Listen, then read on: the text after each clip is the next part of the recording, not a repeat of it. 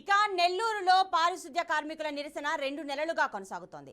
తమను పర్మనెంట్ చేయాలని, జీతాలు పెంచాలని కార్మికులు డిమాండ్ చేస్తున్నారు.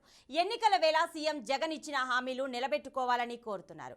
సర్కార్ స్పందించని పక్షంలో ఈ నెల 26 నుంచి రాష్ట్ర వ్యాప్తంగా విధులు బహిష్కరించనున్నట్లుగా పారిశుద్ధ్య కార్మికులు తెలుపుతున్నారు. దీనిపై మరింత సమాచారం మా నెల్లూరు ప్రతినిధి మురళీకృష్ణ లైవ్ ద్వారా అందిస్తారు.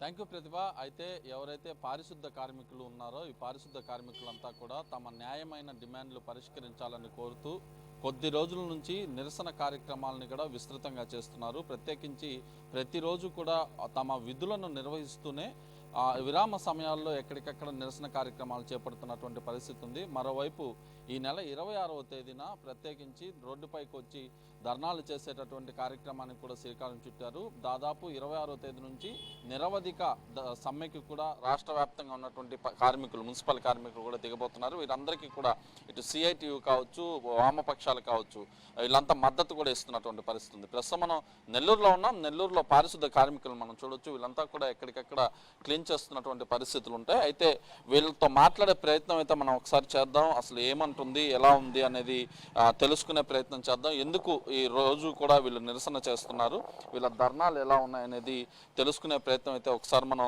చేద్దాం. అయితే గడిచినటువంటి కొద్ది రోజులుగా కూడా ప్రతిరోజు రోడ్డుపైకి రావడం, నిరసనలు చేపట్టడం పరిస్థితులు కూడా ప్రత్యేకంగా ఉన్నాయి. చెప్పండి అమ్మా, ఎందుకు దాదాపు ప్రతిరోజు కూడా మీరు నిరసన కార్యక్రమాలు చేస్తున్నారు? ప్రధాన డిమాండ్ ఏంటి? మాది ప్రధాన డిమాండ్ మేము పర్మిట్ కోసం చేస్తున్నాము. 30 ఏళ్ల నుంచి చేస్తూ ఉంటే ఏ అధికారులు వచ్చినా కానీ, ఏ ప్రభుత్వం వచ్చినా మా చేత ఓట్లు వేయించుకునేది మిమ్మల్ని పర్మిట్ చేస్తామని చెప్తా ఉన్నారు. కానీ ఏ ప్రభుత్వం కూడా మమ్మల్ని పర్మిట్ చేయలేదు. ఏ సంక్షేమ పథకాలు కూడా మాకు పర్మనెంట్ ఉద్యోగాలు అని చెప్పి మమ్మల్ని తీసుకోబోయే అవకాశాలలో పెట్టి పర్మనెంట్ ఉద్యోగం అని చెప్పి ఏ కూడా మాకు సంక్షేమ పథకాలు రాకుండా చేశారు. అలాంటిది మాకు సొంత ఇల్లులు లేవు. బాడుగిళ్ళల్లో వచ్చే ఆ 10,000 జీతం మేము బాడుగిల్లులు కట్టుకుంటా, బిడ్డలను చదివించుకుంటా ఎన్నో బాధలు పడుతున్నాము. జగనన్న పాదయాత్రలో చెప్పిన యొక్క వాగ్దానాన్ని అమలు చేయమని, మాకు పర్మనెంట్ నేను వస్తానే మీకు పర్మనెంట్ చేస్తానన్నాడు. తొలి సంతకము పర్మనెంట్ మీదే పెడతానన్నాడు, పర్మనెంట్ చేస్తానన్నాడు. మరి మాకు పర్మనెంట్ చేసిందిలా 4 ఏళ్ళు అయిపోయింది, 5వ సంవత్సరం కూడా వచ్చింది. ఇంక 2 నెలల్లో ఎలక్షన్ రాబోతుంది. మరి మా బాధను అర్థం చేసుకోకుండా కరోనాలో మా ప్రాణాలు బలంగా పెట్టి మేము ఇంతగా చేసాము. కరోనా కేసులు కాడ మేము ఏమైపోతామని కూడా ఆలోచించకుండా, మా బిడ్డలకు ఏమవుద్దని కూడా మేము ఆలోచించకుండా మేము చేసాము. కానీ మా కరోనాలో కూడా మీకు ఎగస్ట్రాగా మేము డబ్బు ఇస్తాము, మీకు జీతం ఇస్తామని చెప్పారు. ఆ బోనస్ కూడా మాకు ఇవ్వలేదు. అయినా మేము అవన్నీ కూడా మేము చేయలే. ఇప్పుడు అడిగే ప్రధాన డిమాండ్ మమ్మల్ని పర్మనెంట్ చేయమని అడుగుతున్నాము. మీరు చెప్పండి, పర్మనెంట్ చేయమని చెప్పి అడుగుతున్నారు.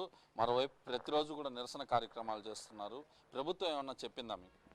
ప్రభుత్వం అయితే ఎట్లాంటి స్పందించలేదు ఇప్పుడు దాకా. గత వారం నుంచి నిరసన కార్యక్రమం, మస్టర్ ధర్నాలు, ర్యాలీలు చేస్తున్నా కానీ ఇంతవరకు స్పందించలేదు. కోతులన్నీ మూతులన్నీ ఒకటే అన్నట్టుగా రాజకీయ నాయకులు అందరూ ఒకటయ్యారు. మా మున్సిపల్ కార్మికులు ఇంతవరకు అసలు పట్టించుకున్న నాదులే లేదు. ఇంతవరకు ఏ గవర్నమెంట్ వచ్చినా కానీ మున్సిపల్ కార్మికులు అంటే అసలు ఎట్టుందంటే చిన్న చూపు, మున్సిపల్ కార్మికులు అంటే చిన్న చూపు అయిపోయింది. మరీ ఘోరంగా ప్రవర్తిస్తున్నానే కానీ మున్సిపల్ కార్మికులు ఉన్నారే, వాళ్ళ బాధలు అర్థం చేసుకుందామే, వాళ్ళ గురించి పట్టించుకుందామని నాదులు ఏ గవర్నమెంట్ వచ్చినా పట్టించుకోలేదు. గతంలో అనిల్ కుమార్ యాదవ్ ఏదైనా సమ్మె చేసినప్పుడు ముందు మేము ఉన్నాము, మేము చేస్తామన్నారు. ఇప్పుడు దాకా స్పందించలేదు. కానీ అనిల్ కుమార్ ఉన్నాడా లేడా అని మాకు తెలియదు. గత టీడీపీ 45 రోజులు స్ట్రైక్ చేసాము. కానీ అప్పుడు వచ్చిన వైఎస్ జగన్మోహన్ రెడ్డి మాకేం చెప్పారంటే, ప్రతిపక్షంలో ఉన్నప్పుడు అసెంబ్లీలో మేము ఉన్నాము, మేము విన్నాము, మేము చేసాము, మేము వస్తున్నాము అధికారంలోకి, మొదటి ఫైలు మీకే అందిస్తాను, మొదటి సంతకం మీకే పెడతాను, మిమ్మల్ని మున్సిపల్ కార్మికులు అన్నట్టుగా మేము చూస్తాము, మిమ్మల్ని ఏదో గుర్తింపిస్తాము అన్నట్టుగా మాకు చెప్పారు. కానీ ఇంతవరకు మున్సిపల్ కార్మికులు ఉన్నారే, వాళ్ళ గురించి ఆలోచిద్దామని లేదు. అదేందో అంటాడు, అమ్మ ఒడి అంటాడు, బటన్ నొక్కుతా అంటాడు. కానీ మాకంటూ ఒక బటన్ ఉంటే మాకెంతో సంతోషకరమైంది. ఆ బటన్ లేకుండా ఉంటే మాకు ఎంత బాధాకరమైందంటే, ఆ బటన్ గారు ఉంటే జగన్మోహన్ రెడ్డి గారు మిమ్మల్ని దయచేసి మేము ఒకటే కోరుకుంటున్నాం, మున్సిపల్ కార్మికులందరూ పర్మిట్ చేస్తే మీకు పాలాభిషేకం చేసి ఫస్ట్ గింత మీకే ఇస్తాము, గతంలో అంటే వీళ్ళతో పాటు వీళ్ళకి దాదాపుగా సిఐటి కావచ్చు, వామపక్షాలు కావచ్చు, వీళ్ళందరూ కూడా మద్దతు తెలుపుతున్నటువంటి పరిస్థితులు కూడా ఉన్నాయి. వీళ్ళకి ప్రత్యేకించి ఎవరైతే గడిచినటువంటి కొద్ది రోజులుగా కూడా నిరసన కార్యక్రమాలు చేస్తున్నారో వీళ్ళందరికీ ఆయా సంఘాలకు సంబంధించినటువంటి నేతలు కూడా ఇటు మద్దతు తెలుపుతున్నటువంటి పరిస్థితి ఉంది. వాళ్ళతో ఒకసారి మాట్లాడే ప్రయత్నం అయితే మనం చేద్దాం. ప్రధానంగా ఏం చెప్తారు? ఇవాళ మున్సిపల్ కార్మికులంతా రోడ్డుపైకి వచ్చి ధర్నాలు చేస్తున్నటువంటి పరిస్థితి ఉంది. రేపు నిరవధిక దీక్ష అంటున్నారు, సమ్మె అంటున్నారు. ఏం చెప్పారు? ఈరోజు మున్సిపల్ కార్మికులు ప్రధానంగా పర్మనెంట్ చేయాలని, సమాన పనికి సమాన వేతనం ఇవ్వాలనేటువంటి డిమాండ్తో రాష్ట్ర వ్యాప్తంగా కూడా కార్యక్రమం చేస్తున్నాము. ఈ రోజు అయితే ఈ కార్యక్రమాలు అయితే మాత్రం చేయట్లేదు.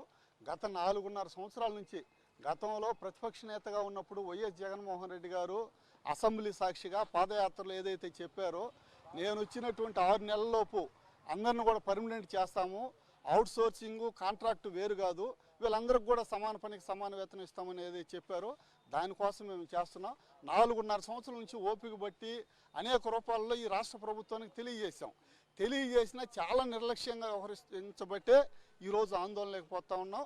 రేపు 26 నుంచి నిరవధిక సమ్మెలోకి కూడా పోతా ఉన్నాం. అంటే ఇవాళ కది శ్రీనివాస్ గారు మీరు చెప్పండి, ఈ రాష్ట్ర ప్రభుత్వం ఏర్పడిన తర్వాత వరుసగా కూడా ఈ కార్మికులు ధర్నాలకు దిగుతున్నటువంటి పరిస్థితి ఉంది. ప్రత్యక్షంగా ఇప్పుడు మనం చూస్తున్న అంగన్వాడీలు ఒకవైపు, మున్సిపల్ కార్మికులు ఒకవైపు. ఎందుకని ఇలాంటి పరిస్థితి? ఈ రాష్ట్రంలో అంగన్వాడీలు 130,000 మందికి పైగా గత 12 రోజుల నుంచి మొత్తం అందరూ మహిళలు, 130,000 మంది మహిళలు 12 రోజుల నుంచి రోడ్ల మీద ఉన్నారు. సర్వశిక్ష అభియాన్లో ఉన్నటువంటి అవుట్సోర్సింగ్ ఉద్యోగులు వేలాది మంది గత 6 రోజుల నుంచి సమ్మెలో ఉన్నారు. ఎల్లుండి నుంచి అంటే డిసెంబర్ 26వ తారీఖు నుంచి 50,000కు పైగా ఉన్నటువంటి మున్సిపల్ కార్మికులు సమ్మెలోకి దిగబోతా ఉన్నారు. వీళ్ళే కాదు, అన్ని ప్రభుత్వ రంగంలో సుమారు 4 లక్షల మందికి పైగా కాంట్రాక్ట్ అవుట్సోర్సింగ్ ఉద్యోగులు అనేవాళ్ళు ఈ రాష్ట్రంలో అతి త్వరలోనే ఈ యొక్క రాష్ట్రంలో ఉన్నటువంటి ఉద్యోగులు, ఆప్కాస్ ఉద్యోగులందరూ సమ్మెలోకి దిగబోతున్నారు. అంతేకాదు, ప్రభుత్వ ఉద్యోగులుగా ఉన్నటువంటి వాళ్ళు, పర్మనెంట్ ఉద్యోగులుగా ఉన్నటువంటి వాళ్ళకు కూడా సిపిఎస్ అనేటటువంటిది రద్దు చేసి ఓపీఎస్ అనేటటువంటి దాన్ని కూడా తీసుకొస్తా అన్నాడు.